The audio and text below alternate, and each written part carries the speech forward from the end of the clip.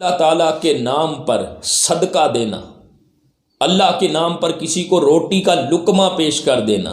کسی کو پانی پلا دینا، صرف اللہ کی رضا کی خاطر، صرف رب کو راضی کرنے کے لیے صدقہ دینے کی کتنی عظمت ہے۔ ایک چیل پرندہ اللہ کے نبی حضرت سلیمان علیہ السلام کی خدمت میں آیا۔ اس نے شکایت کی، اے اللہ کے نبی، ایک آدمی کا درخت ہے، میں اس پر گھونسلہ بنا کر اس میں بچے دیتی ہوں، مگر وہ درخت کا مالک آدمی آ کر میرے بچوں کو اٹھا لیتا ہے۔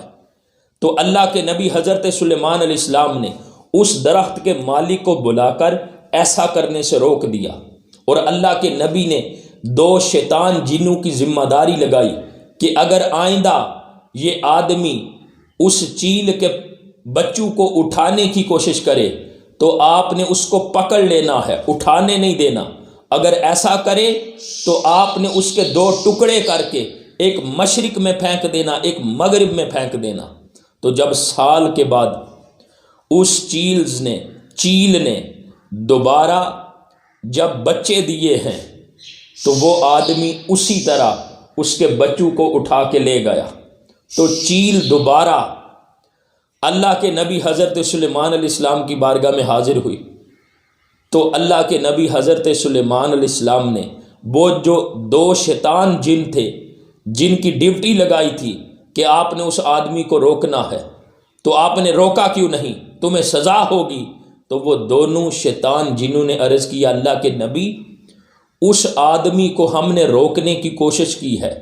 مگر وہ آدمی مسلمان ہے، اس نے اللہ کے نام پر درخت پر چڑھنے سے پہلے اللہ کے نام پر روٹی کا ایک لقمہ صدقہ کیا،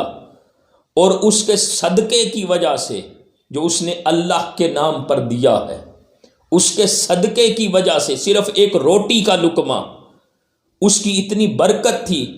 کہ ہم آگے بڑھے ہیں اس کو روکنے کے لیے، مگر اللہ تعالیٰ نے اس کے صدقے کی برکت سے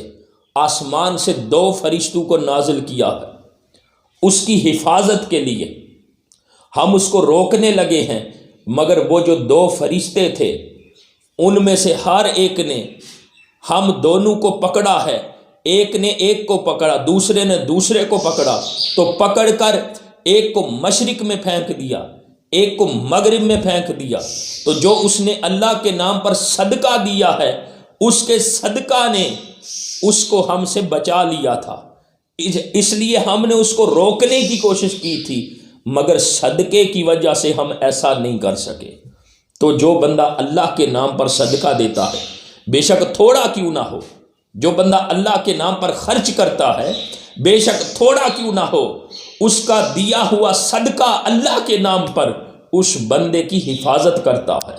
اس بندے کو بچاتا ہے۔ قدم قدم پر وہ صدقہ اللہ کی رحمت بن کر اس بندے کے سر پر سایہ فگر رہتا ہے۔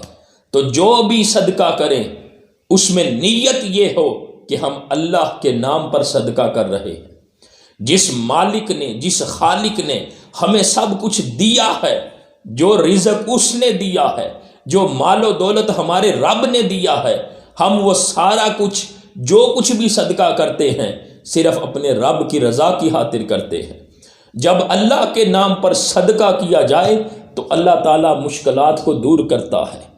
مصیبتوں میں آسانیاں پیدا کرتا ہے، یعنی مصیبتیں دور کرتا ہے، بندوں کے لیے آسانیاں پیدا کرتا ہے۔ صدقے کی اتنی برکت ہے۔